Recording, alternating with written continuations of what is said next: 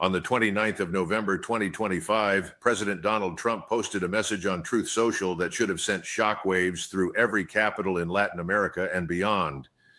In just a few sentences, he declared Venezuelan airspace closed in its entirety, not restricted, not advised against for safety reasons, closed, completely shut down by unilateral American decree.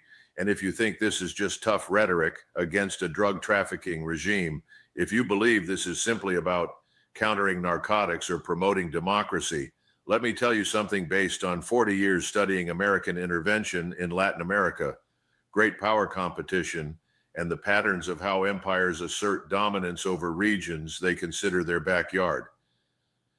What's happening with Venezuela right now isn't primarily about Nicolas Maduro, isn't really about drug trafficking, and isn't even mainly about Venezuelan oil, though that certainly matters.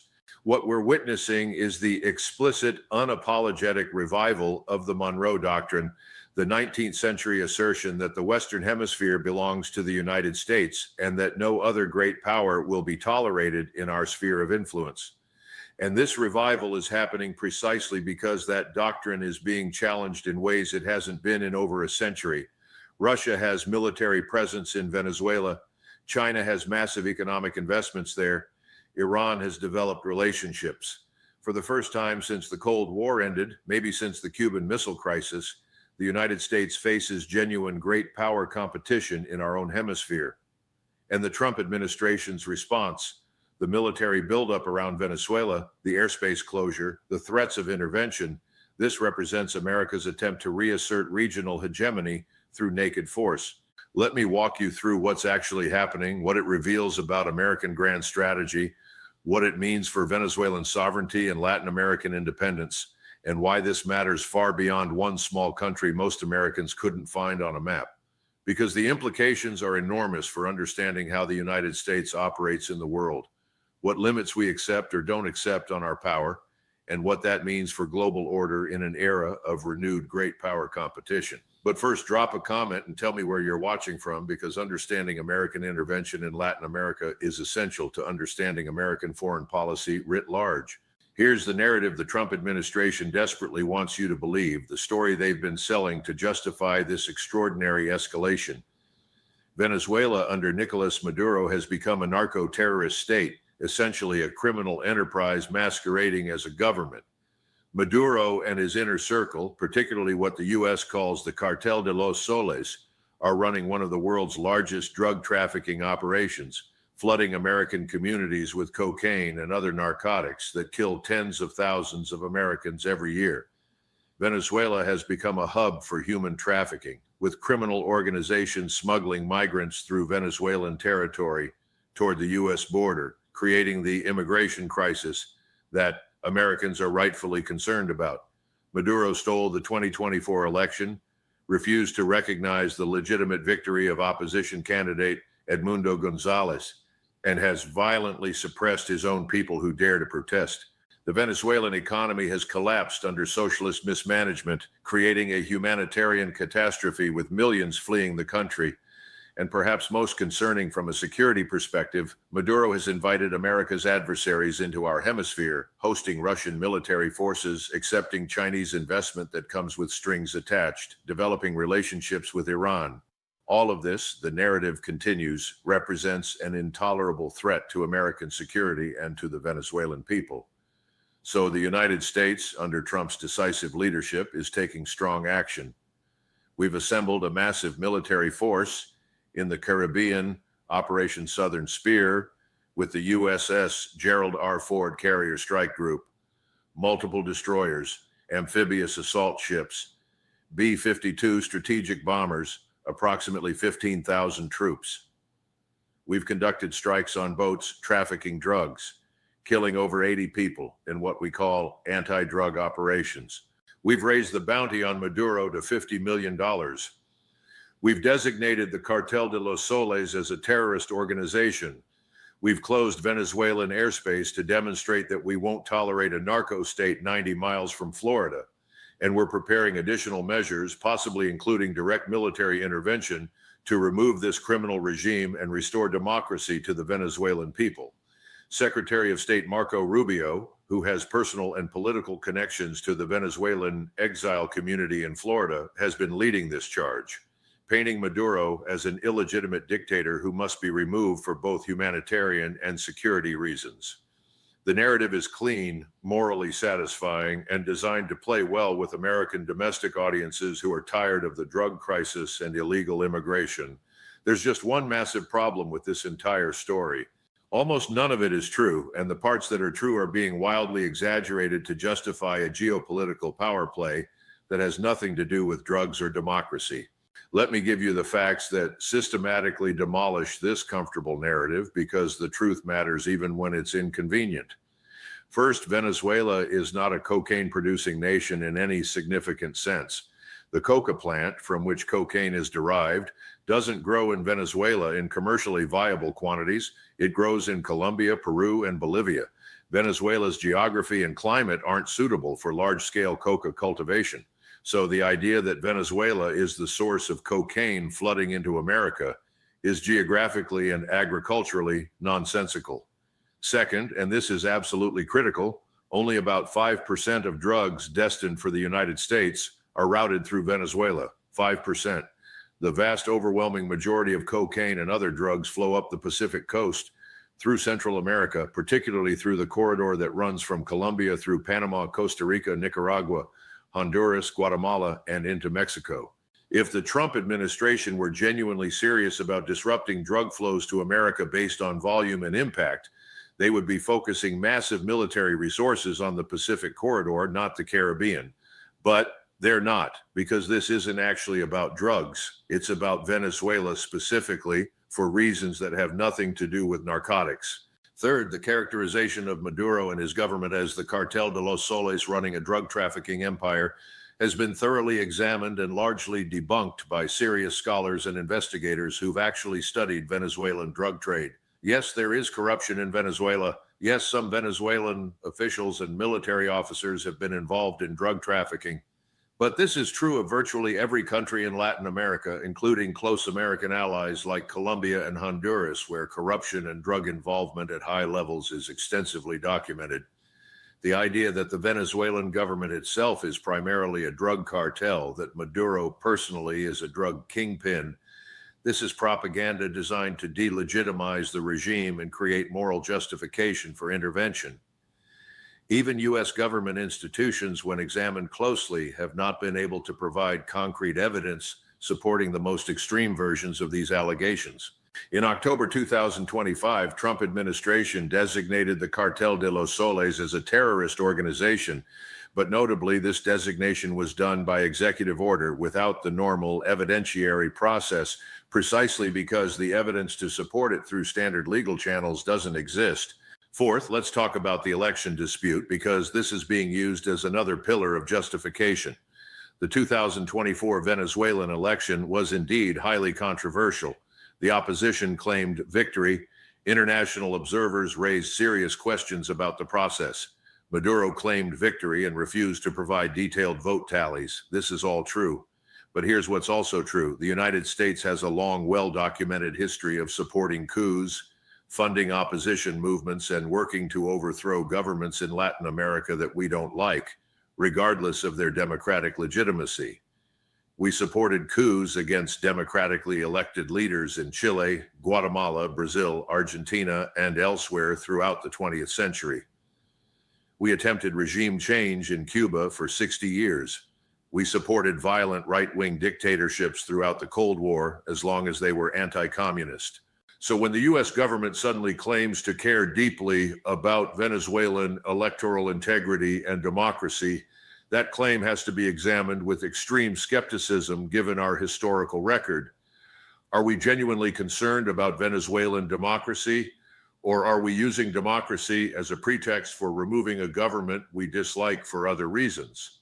The pattern of American behavior in Latin America strongly suggests the latter. Fifth, the humanitarian crisis in Venezuela is real and devastating. The economy has indeed collapsed. Millions have fled. Poverty and hunger are widespread. But here's what the narrative conveniently omits. U.S. sanctions, which have been in place since 2017 and were dramatically expanded in subsequent years, have been a major contributor to this humanitarian catastrophe. Multiple studies, including by economists at institutions like the Center for Economic and Policy Research, have estimated that U.S. sanctions on Venezuela killed approximately 40,000 people in their first year alone through reduced access to food, medicine, and essential goods. The sanctions have crippled Venezuela's ability to sell oil, their primary export and revenue source. The sanctions have prevented Venezuela from accessing international financial systems to import necessities. The sanctions have made it impossible for Venezuela to refinance debt or access credit. So the United States has played a significant role in creating the very humanitarian crisis we now cite as justification for intervention. This is a pattern we've seen before. Sanctions create suffering. That suffering is then used to justify additional intervention, including potentially military action. Iraq in the 1990s followed exactly this pattern. Now, let me explain what this is really about, because once you clear away the propaganda about drugs and democracy, the actual strategic logic becomes crystal clear.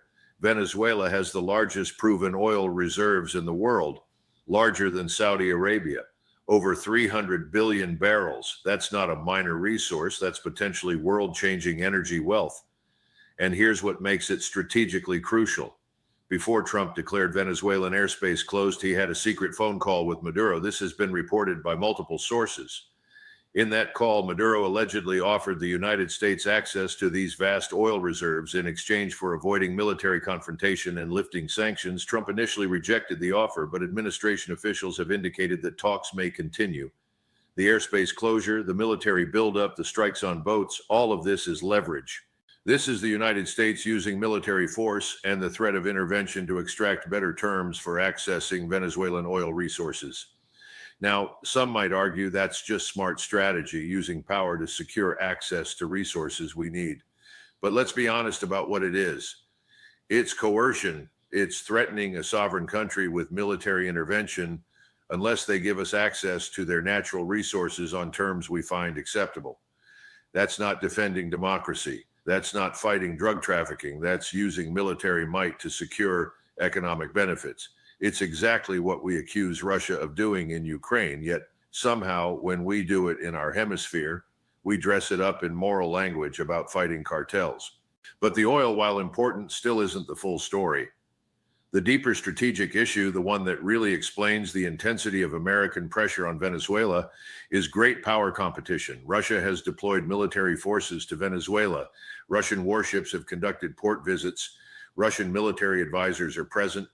Russia has sold advanced weapon systems to Venezuela, including air defense platforms.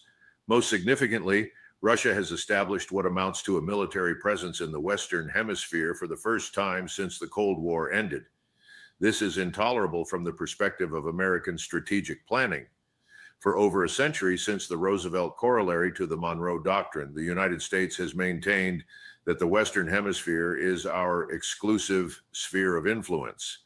No European power, no Asian power, no rival of any kind gets to establish military presence in Latin America. That's been a bedrock principle of American foreign policy. Russia's presence in Venezuela violates that principle and represents a direct challenge to American hemispheric dominance. China's role is even more concerning to American strategists. China has invested tens of billions of dollars in Venezuela, primarily in the oil sector, but also in infrastructure, mining, and various development projects. China has become Venezuela's largest creditor and one of its largest trading partners. This gives China significant economic leverage over Venezuela and creates a client relationship that serves Chinese strategic interests. From Beijing's perspective, Venezuela is a foothold in Latin America, a resource supplier, and a potential base for projecting influence across the region. From Washington's perspective, this is Chinese encroachment into our sphere of influence, an unacceptable challenge to American dominance in a region we've controlled for generations. Iran has also developed relationships with Venezuela, though less extensive than Russia or China.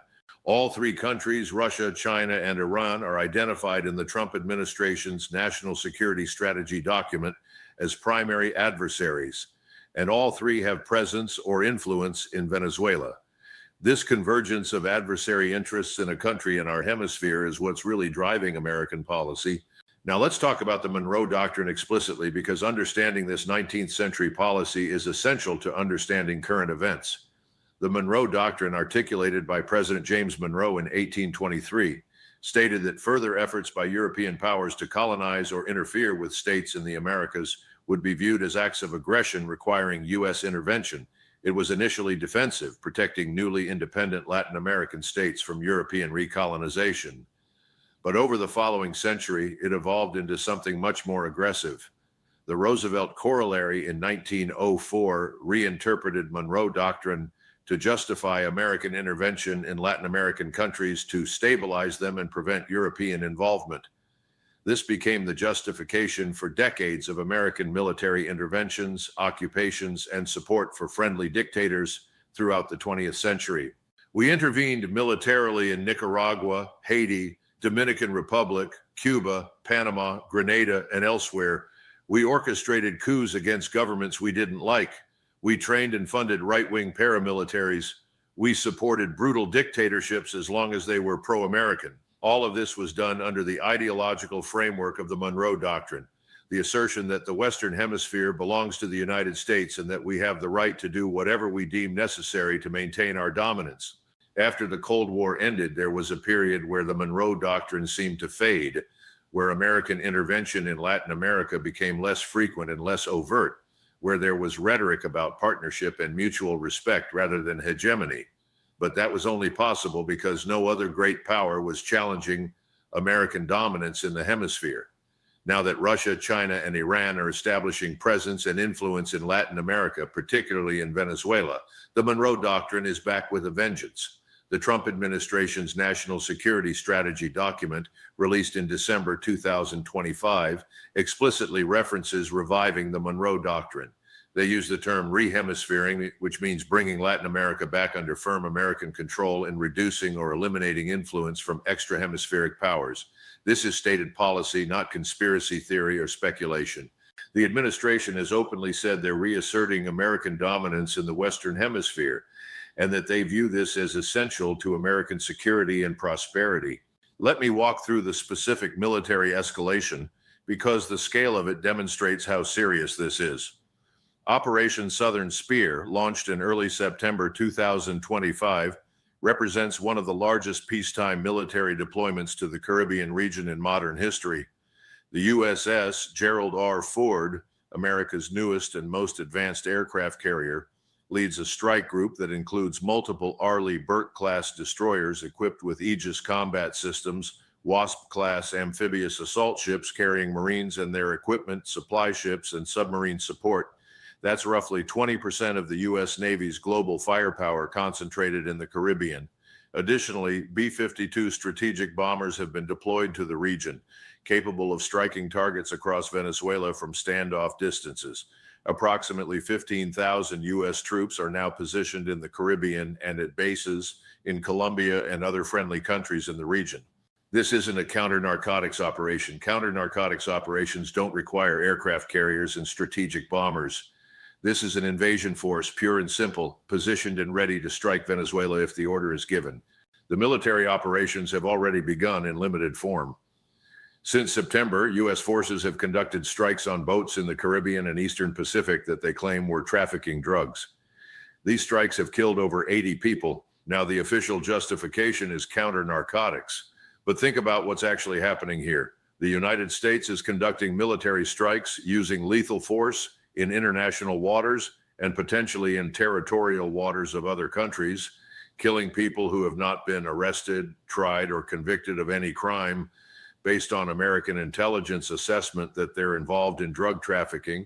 This is extrajudicial killing on a massive scale, and it's happening without any international legal framework or oversight. If Russia or China were doing this, we would rightly call it piracy or state terrorism. When we do it, we call it counter-narcotics operations. The Trump administration has also explicitly authorized covert CIA operations inside Venezuelan territory. Reporting from multiple sources indicates that these operations include intelligence gathering, identification of targets, potential sabotage, and support for anti-Maduro elements within Venezuela. This is classic regime change preparation. In October 2025, official U.S. sources confirmed that the Central Intelligence Agency has expanded mandates for operations targeting Venezuelan drug routes, but the scope of these operations clearly extends beyond just drugs. They're gathering intelligence on Venezuelan military capabilities, on Maduro's whereabouts, on potential opposition figures who could be supported, on infrastructure that could be targeted in the event of military intervention.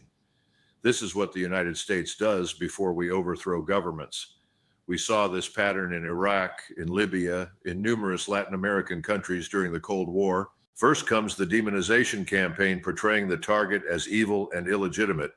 Then comes the military buildup creating capability for intervention. Then come the covert operations preparing the ground.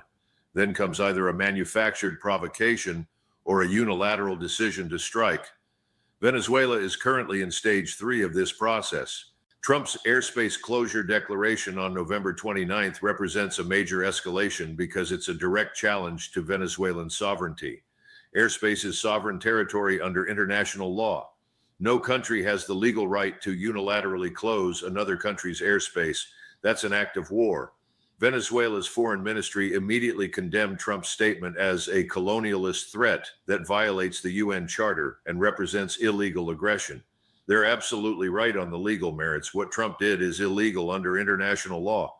But international law only matters when it's enforced, and who's going to enforce it against the United States? The UN can pass resolutions condemning this, which they probably will, and the United States will ignore them as we've done countless times before. The International Criminal Court could theoretically investigate, but the U.S. doesn't recognize ICC jurisdiction over Americans. International law, when confronted with overwhelming power and willingness to use it, becomes meaningless. That's the harsh reality of international relations. Now, let me address the domestic political factors driving this escalation, because wars and interventions don't happen in a vacuum. They happen because political leaders face domestic incentives that push them toward military action. For Trump, Venezuela offers multiple political benefits. First, it plays well with his base, particularly in Florida, which is a critical swing state. The Venezuelan exile community in Florida, along with the Cuban exile community, is strongly anti-Maduro and pro-intervention. Marco Rubio, who is Secretary of State and has massive influence over Trump's Latin America policy, comes from this community and represents their views. Taking a hard line on Venezuela, threatening military action, declaring airspace closures, all of this is extremely popular with this constituency. Second, it allows Trump to look tough on immigration and drugs without actually addressing the complex domestic policy issues that drive those problems. It's easier to bomb boats in the Caribbean and threaten invasion of Venezuela than it is to reduce American drug demand or reform our immigration system. Third, it distracts from other issues where Trump may be struggling politically. Failed negotiations with Russia over Ukraine, economic challenges, domestic controversies, all of that gets pushed off the headlines when we're preparing for potential war in Venezuela. For Rubio specifically, this is deeply personal. He's talked about Venezuela and Cuba as the great causes of his political career. He sees Maduro as the inheritor of the Castro legacy of socialist dictatorship in the hemisphere. He's been pushing for regime change in Venezuela for years, long before he became Secretary of State. Now he has the institutional power to make it happen. He's assembled a team at State Department of people who share his views. He's coordinated policy across the government to create maximum pressure. He's the driving force behind the current escalation, and Trump has essentially given him free rein on Latin America policy. This creates a dangerous dynamic where policy is being driven by ideological commitment and ethnic politics rather than by sober assessment of American national interests and costs. Let's talk about what military intervention in Venezuela would actually look like, because the hawks pushing for it seem to think it would be quick and easy. It wouldn't be. Venezuela is not Grenada or Panama, small countries that the U.S. military could overwhelm in days with minimal casualties. Venezuela has a population of approximately 30 million people. It has a military that, while not matching U.S. capabilities, is substantial and would be fighting on home terrain with knowledge of the geography. Venezuelan forces have been trained and equipped by Russia. They have advanced air defense systems, including Russian S-300 variants that can threaten American aircraft. They have anti-ship missiles that can threaten U.S. naval vessels. They have prepared defensive positions around key cities and infrastructure. Most importantly, they have the will to fight. This wouldn't be an army that collapses at the first sign of American attack. This would be protracted urban warfare, especially if fighting reached Caracas, a city of millions built into mountainous terrain. What would American intervention objectives even be? If the goal is regime change, capturing or killing Maduro, that requires either special operations raids if you can locate him, which intelligence suggests would be difficult, or invasion and occupation of Caracas. If the goal is seizing oil infrastructure that's spread across the country and would need to be secured and defended against sabotage and insurgent attacks, if the goal is installing a friendly government, who would that be, and what makes us think they'd have legitimacy or stability? We've tried this in Iraq, Afghanistan, Libya. It doesn't work. We can destroy existing governments relatively easily with our military power, but building stable replacements is extraordinarily difficult and expensive, and we have a terrible track record at it. And here's the strategic wildcard that should terrify anyone contemplating intervention. Venezuela has allies who have explicitly warned against U.S. military action. Russia has personnel and assets in Venezuela. What happens if American strikes kill Russian military advisors? Does Russia respond? How do they respond? Does this become a direct confrontation between nuclear powers? China has massive economic investments in Venezuela worth tens of billions of dollars. A U.S. invasion would threaten those investments and potentially kill Chinese nationals working on various projects. Does China sit back and accept that, or do they respond in Venezuela or elsewhere, perhaps in the South China Sea or regarding Taiwan?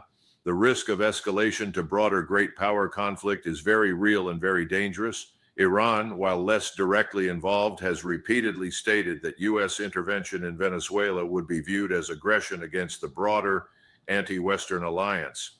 This is the nightmare scenario. We go into Venezuela thinking it's a limited operation to remove Maduro and seize some oil fields. It turns into protracted occupation. Russia and China respond either directly or by escalating tensions elsewhere. We end up in a multi-front crisis that we're not prepared for and that could spiral into catastrophic great power war. And for what? To remove a government we don't like from a country that, while important for oil, is not a vital American interest worth risking World War III. Let me zoom out and talk about what this reveals about American grand strategy and our role in the world, because Venezuela is a microcosm of larger patterns. The United States has a choice about what kind of power we want to be and what kind of international system we want to live in.